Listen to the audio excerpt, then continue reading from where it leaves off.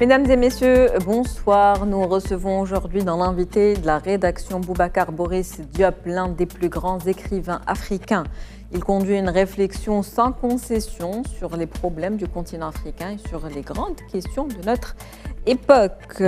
Vous avez obtenu en 2022 le prix Neustadt, un prix américain considéré comme le deuxième prix littéraire après le Nobel. Votre parcours est fascinant, notamment votre exploration des langues africaines. Vous écrivez en Wolof, la langue nationale de votre pays, le Sénégal. Vous êtes au Maroc à l'occasion d'un colloque international organisé par la chaire des littératures et des arts africains de l'Académie du Royaume du Maroc. Un colloque qui mène une réflexion sur une approche classificatoire des littérateurs africains et afro-descendants, champs, paramètres et reconfiguration de la réception, et qui rend hommage à Amadou Hampâté-Bâ. Bonsoir à vous, Boubacar Boris Diop. C'est un plaisir de vous recevoir aujourd'hui. Oui, bonsoir et merci de m'avoir invité. C'est un plaisir de vous avoir. Merci d'avoir accepté notre invitation. Alors, votre premier roman écrit en Wolof, c'est Doumi Golo, qui est d'ailleurs très célèbre. Qu'est-ce qui vous a poussé à écrire en votre langue nationale qui est Oui, ce roman Doumi Golo, et il est arrivé tard. Hein. Je l'ai publié en 2003. J'avais déjà écrit et fait paraître 5 ou 6 romans en langue française. Donc, au fond, sa parution n'était pas évidente. Justement, c'était quoi ce déclic? Voilà, d'un processus. Vous savez, quand vous êtes sénégalais, ivoirien, gabonais, nigérian, ghanéen, vous écrivez dans une langue coloniale parce qu'elle est à votre disposition. Vous avez été à l'école, vous avez lu des romans dans ces langues. Vous vous mettez à écrire, vous y allez directement. Mais au fil des ans, vous vous rendez compte que ce n'est pas aussi simple que ça, que ce qui serait vraiment normal, ce serait de s'exprimer dans sa langue maternelle. D'autant qu'il y a bien des choses qu'on essaie de dire dans la langue de l'autre sans y arriver. C'est vraiment la langue maternelle qui nous est la plus proche et qui nous permet de dire le plus profondément notre moi. Justement, vous le dites, aucune littérature digne de ce nom ne peut être écrite dans une langue d'emprunt. Il y a toute cette valeur symbolique aussi, la charge émotionnelle, des mots qui n'ont pas la même signification. Oui, je sais, la formule est brutale, elle peut choquer, mais j'ai bien dit cela, je le maintiens. Je pense que lorsqu'on s'exprime dans une langue étrangère, on accepte d'être amputé d'une bonne partie de soi-même, pour ne pas dire de l'essentiel. Et lorsque cette langue étrangère est de surcroît la langue de l'ancien colonisateur, finalement, il y a une petite dose de défaite là-dedans. Il y a une petite dose d'échec. Ça veut dire que celui qui a piétiné votre langue et vous a imposé la sienne, à la fin des fins, malgré le fait que vous soyez devenu un pays indépendant et tout, à la fin des fins, il a remporté une victoire sur votre peuple. Une victoire, donc c'est pour ça qu'aujourd'hui, en tout cas, toute votre vie, vous vous êtes battu et vous avez milité pour justement faire la promotion des langues nationales. D'ailleurs, très récemment, vous avez adressé une lettre ouverte au président du Sénégal pour justement appeler à ce qu'on fasse, la promotion des langues nationales et à écrire en Wolof. Oui, j'ai fait ça avec le très célèbre Ngugi wa Thiong'o du Kenya, l'auteur de Decolonizing the Mind. Nous avons décidé à deux d'écrire aux nouvelles autorités du Sénégal, dont l'arrivée au pouvoir suscite vraiment beaucoup d'espoir. Ce sont des jeunes pleins de bonne volonté. Et nous avons pensé compte tenu de notre expérience, de tout le combat qu'on a mené, Ngugi d'ailleurs avant moi, parce qu'il est légèrement, il est plus âgé que moi, que nous pouvions leur parler. Donc nous avons écrit une lettre ouverte à ces nouveaux dirigeants, au président Diomaye Faye, et comme toute lettre ouverte, elle n'a pas vocation à recevoir de réponse. Il nous suffit qu'elle soit lue, méditée par le destinataire, et que de tout cela naissent des actions en faveur des langues africaines. Des mesures donc attendues, vous l'avez dit, donc, et d'ailleurs tout le travail de toute une vie le montre, vous militez justement pour la promotion de ces langues nationales qui sont très importantes pour vous, une littérature africaine dans les langues africaines. Qu'est-ce que ça change dans les paradigmes? Peut-on parler d'un mouvement qui est en marche aujourd'hui et qui est irréversible?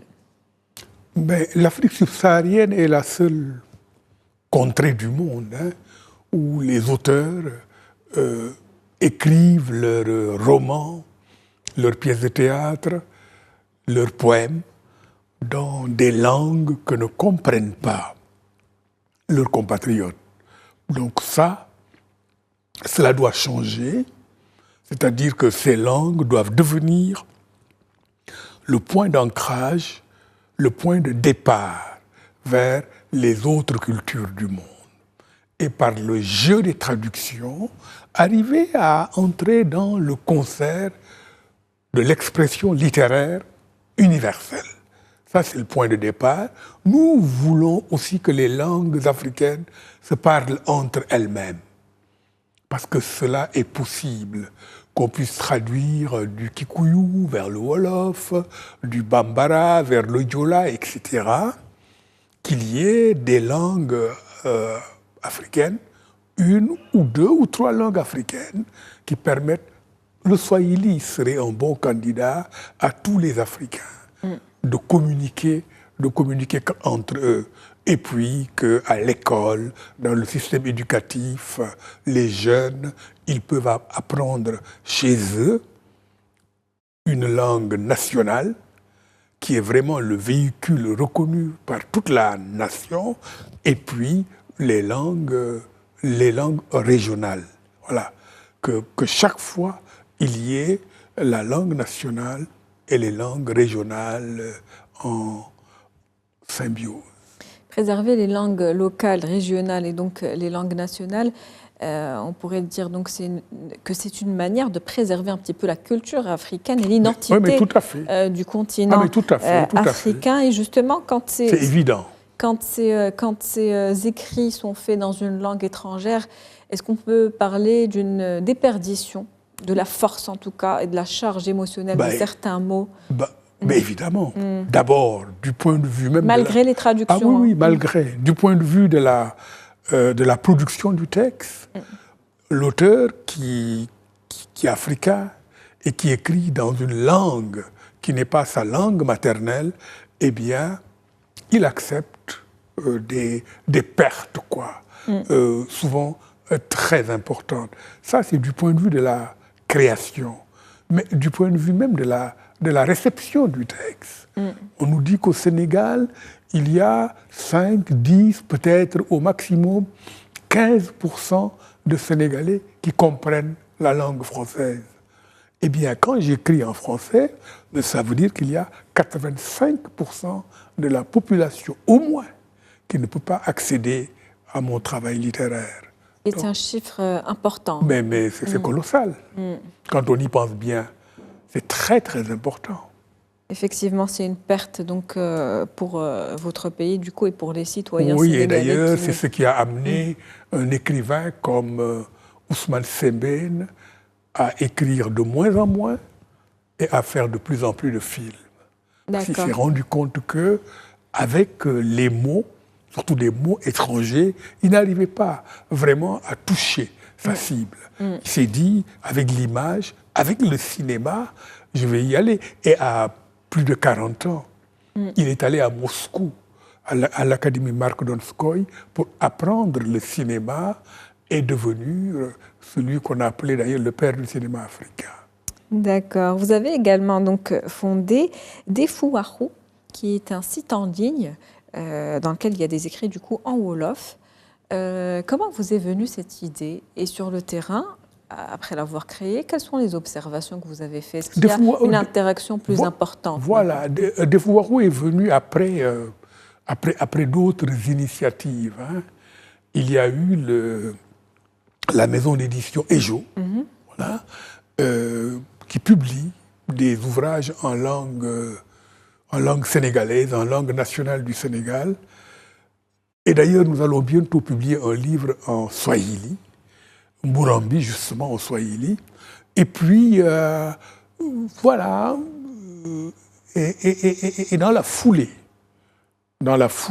de cette création de la maison d'édition, on s'est dit, mais il n'y a jamais eu de journal en ligne, en langue wolof au Sénégal.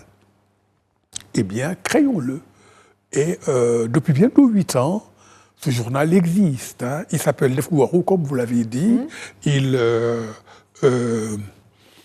Comment dire, au départ, il était assez irrégulier, mais maintenant, Defouarou couvre l'actualité au Sénégal et dans le monde, en temps réel, quoi. Voilà. On a 1 ou 2 mises en ligne par jour. Et au niveau des audiences, vous remarquez qu'elle est importante? Ça vient lentement, très lentement, mais nous, on se place dans une perspective historique. On se dit que, en fait, vous ne pouvez pas semer une graine et puis vous asseoir à côté, taper le sol du pied en lui demandant de pousser. Bien sûr. Donc au départ, non, on n'a pas un immense lectorat. Il fallait d'abord tenir le pari de la durée. Presque 8 ans, c'est énorme. On aurait pu arrêter au bout de 2 ou 3 mois. 8 ans après, on est là. Le lectorat augmente au fil des mois, au fil des ans. Et bon, bientôt, probablement, ce sera extrêmement important. Vous l'avez dit, 85% de la population sénégalaise ne parle pas français. Du coup, évidemment, l'information est accessible en wolof. Et tout à fait. Au niveau de votre site en ligne. Vous avez parlé donc de votre roman Murambi. J'allais y venir. Le livre des ossements sur le génocide des Tutsis. Il a été salué par Toni Morrison, qui l'a qualifié de miracle. Qu'est-ce qu'il a de si particulier, ce livre ? Parlez-nous de ce qui vous a inspiré pour l'écrire. Voilà, c'est une commande. Hein. Voilà. Sans entrer dans les détails, 2 amis, qui étaient d'ailleurs là pour le colloque de l'Académie du Royaume sur les littératures africaines et afrodescendantes, eh bien, ils ont constaté que les écrivains, Maïmouna Koulibaly et Noki Djedanoum, que les écrivains africains ne parlaient pas suffisamment des questions les plus brûlantes du continent africain. C'était en 1996, et on s'est dit en 1994, il y a eu le génocide des Tutsis au Rwanda, 10 000 morts par jour pendant 100 jours, et dans des conditions épouvantables, vraiment atroce. Il faut que vous alliez au Rwanda pour enquêter là-dessus et écrire. Et c'est de cette manière que le roman Murambi, le livre des ossements, est né. Sa première parution date de mars 2000. Vous étiez journaliste à l'époque? Oui, j'étais journaliste. Je dirigeais un quotidien privé à Dakar qui a disparu, hein, et qui s'appelait Le Matin. Donc j'ai laissé tomber ça pour aller au Rwanda et écrire Murambi, le livre des ossements. Et je crois que j'ai bien fait. Oui, oui. Effectivement, une mémoire, en tout cas, qui a été gardée grâce à vos écrits. Justement, comment vous percevez aujourd'hui le rôle de l'écrivain en Afrique? Oui. Quel rôle joue-t-il? On le sait, vous menez plusieurs réflexions sur plusieurs questions qui sont importantes.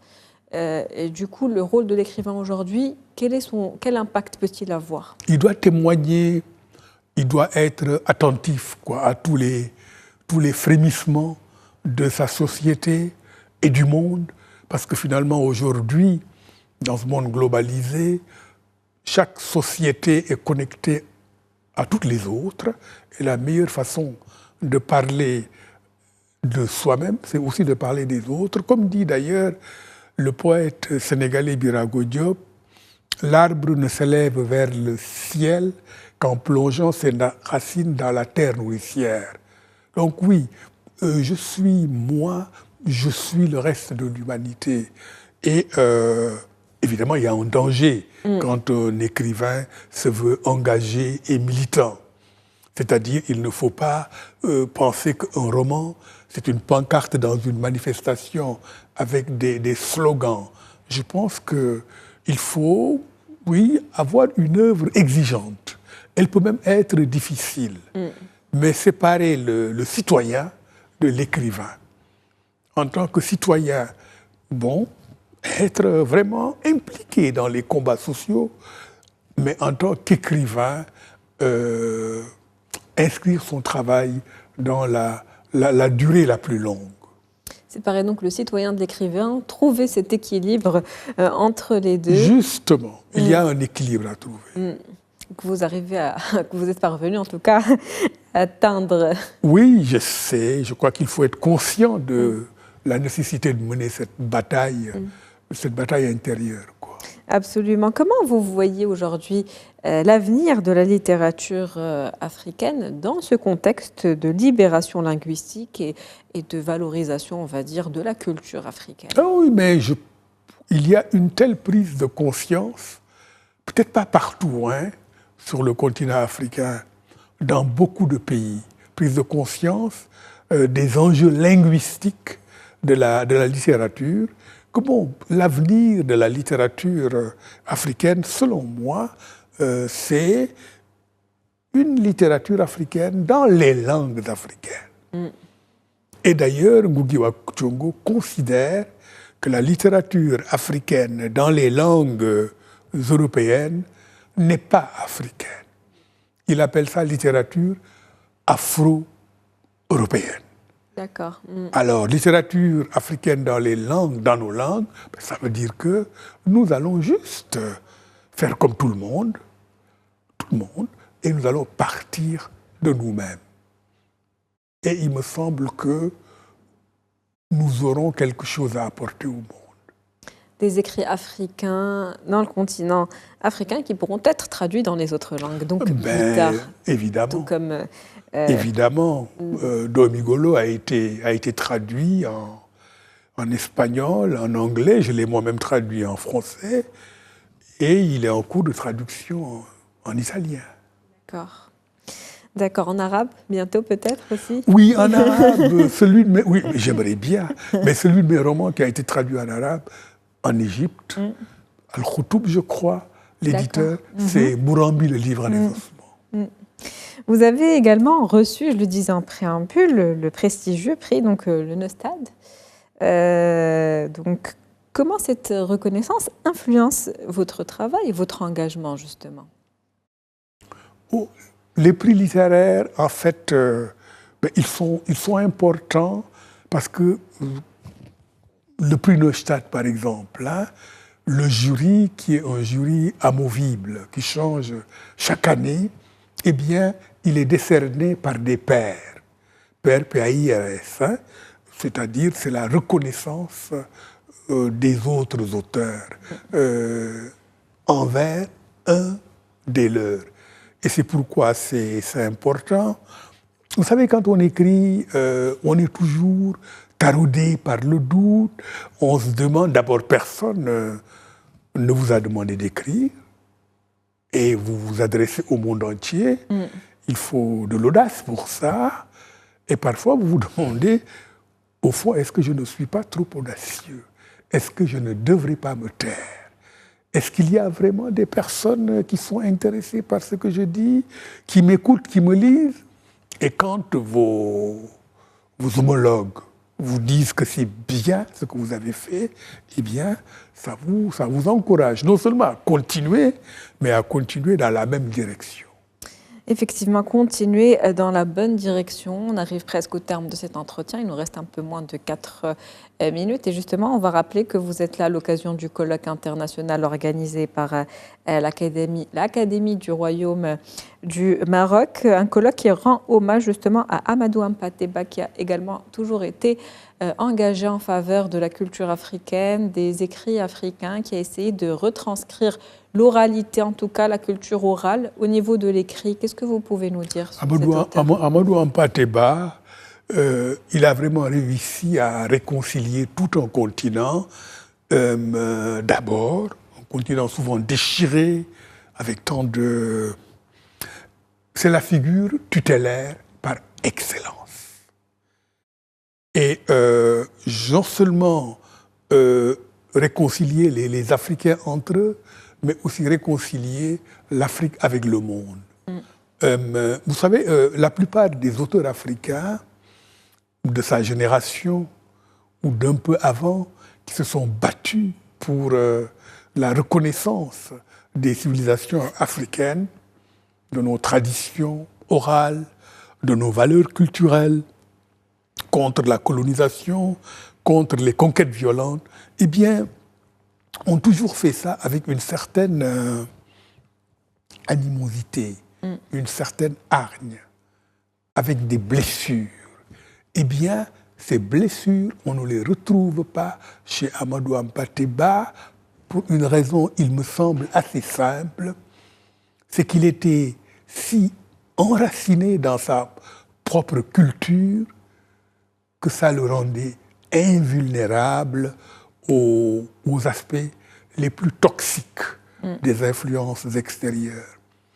Il n'a jamais imaginé, mais vraiment pas un seul instant, une quelconque forme d'infériorité des civilisations africaines par rapport aux autres civilisations du monde, fussent-elles asiatiques, américaines ou européennes. D'où l'importance de préserver sa propre culture et de la valoriser. Justement, on arrive déjà au terme de cet entretien, mais un dernier mot, un dernier message pour nos téléspectateurs que vous souhaiteriez transmettre. Oh non, j'aime bien se rappeler, je viens de citer Bibi Rago Diop, je peux le citer à nouveau. Voilà. Lorsque la mémoire, dit-il, lorsque la mémoire va ramasser du bois mort, eh bien, elle rapporte le fagot qui lui plaît. Et donc, lorsque un écrivain prend la parole, s'adresse à un public marocain dans un pays ami du Sénégal, eh bien, il y a vraiment le sentiment d'une synthèse. Il y a la certitude d'un dialogue fécondant, d'un dialogue riche entre deux nations. Et donc, oui, c'est un bonheur d'être là, d'avoir été invité par l'Académie du Royaume du Maroc, d'avoir pu parler, entre autres, d'Amadou Hampâté Bâ, qui est vraiment la figure à laquelle ce colloque voulait rendre hommage. Aussi, last but not least, d'avoir retrouvé quelques vieux amis. Merci à vous, Boubacar Boris Diop. C'était un plaisir de vous recevoir. Rappelons que vous êtes l'un des plus grands écrivains en Afrique, un écrivain qui milite et qui est très engagé en faveur, en tout cas, de la préservation des langues locales et nationales. C'était un plaisir. C'est donc la fin de l'invité de la rédaction pour ce soir. Merci à vous de nous avoir suivis. Merci à vous pour votre fidélité. Très bonne soirée.